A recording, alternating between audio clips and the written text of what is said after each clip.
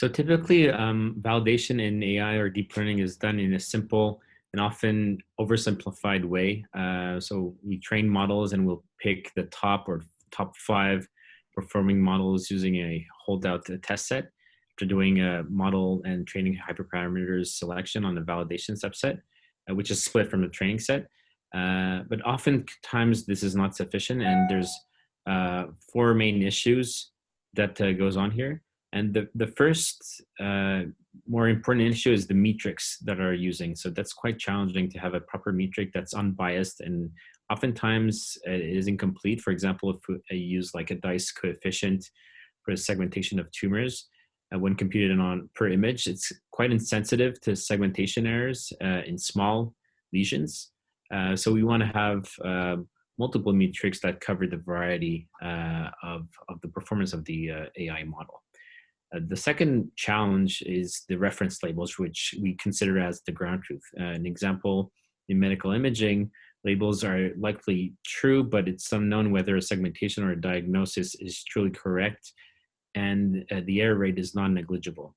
And in this case, it's important to know the variability in the labels estimated with multiple metrics, since any metric is biased and incomplete.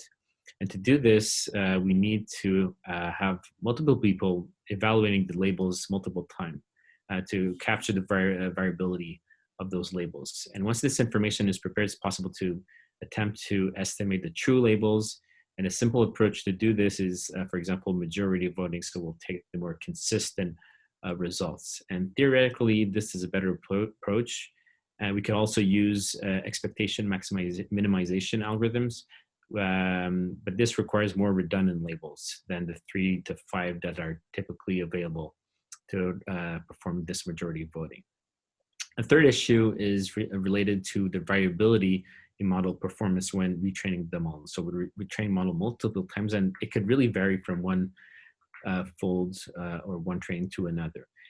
Poor training stability, for example, using generative adversarial networks, which is fairly common in training instability, can generate vastly different results across reruns. And there were several papers and works that showed that GANs, which are popular in medical imaging, can achieve very different levels of performance each time they're retrained.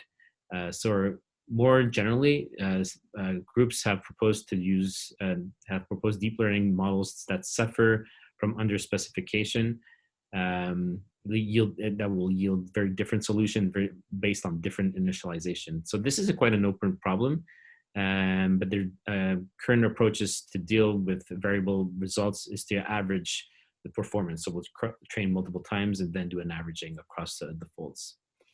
Finally, the fourth challenge is related to validation in deep learning, relates to overfitting to a test set.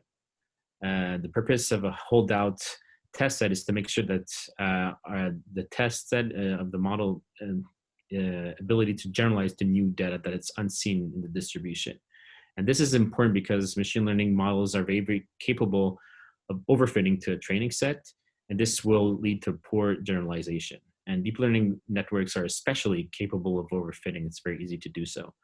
In fact, overfitting the training set is often the first step in choosing network architecture, since this implies that the architecture has sufficient capacity to process all the relevant information. So a problem arises with any test set when comparison between different approaches are performed on a test set multiple times, and sometimes group will competing on a test set will really seek the top performing model based on that particular test set. So we're kind of too focused on a specific task.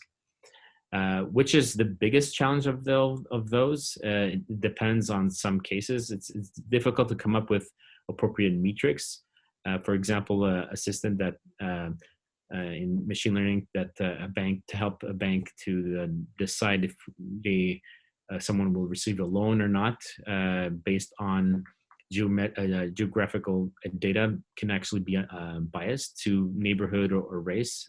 So this could be also a very challenging issue in machine learning and medical imaging.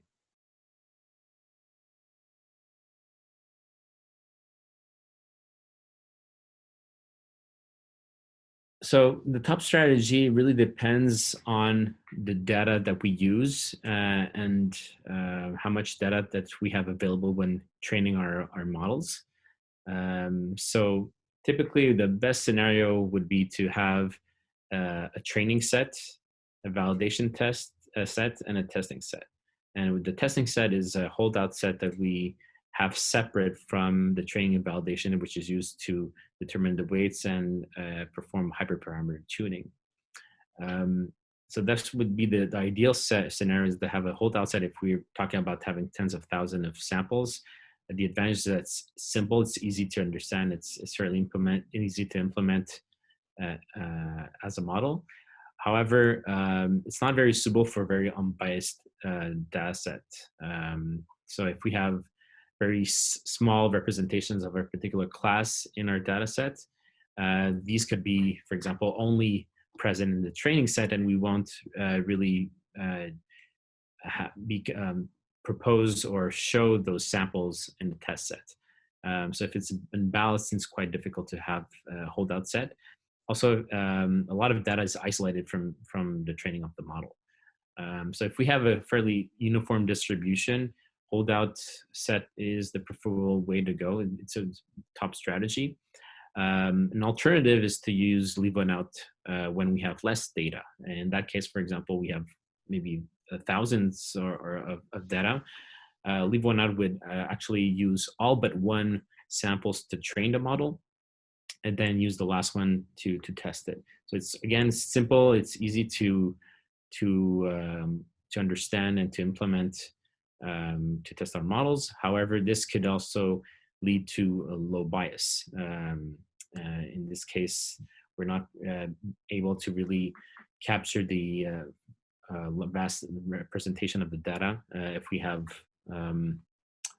samples that are in different classes, and the computation time could also be very high. So we need to rerun the model for the number of samples that we have. If we have 100 samples, we need to create 100 different models and evaluate the performance for each of these models. A good strategy is then to test for differences. If we have multiple folds, is to test the differences using a statistical test, like a Wilcoxon signed rank test between the different folds to verify if the models are indeed biased or balanced, rather, between the folds. In terms of the bias, so the classification output is biased, as the classifier are more sensitive to detecting the majority class and less sensitive to the minority class. And the model performance will directly be linked to the data set composition. So there's the best strategy is really to find the approach to which minimizes this bias and handles this across the folds.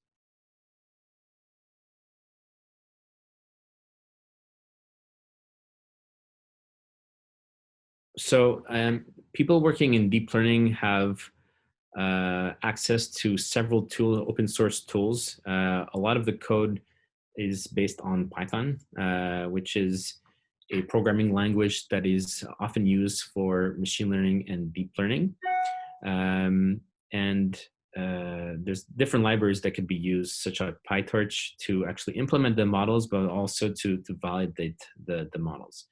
Other libraries are, for example, NumPy, SciPy, or SimpleITK, that are different libraries that can be used for, particularly for the medical imaging community, since it offers libraries which are integrated with imaging tools and computer vision algorithms, which are needed for machine learning algorithms in radiology.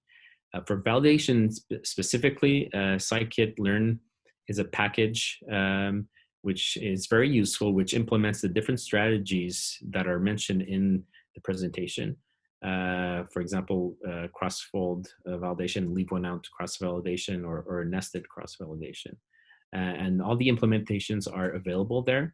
The only thing that the developer, the user, needs to do is really to parse the data accordingly based on the different classes, and then apply the different functions in those libraries in order to perform the particular strategy of validation they desire to do.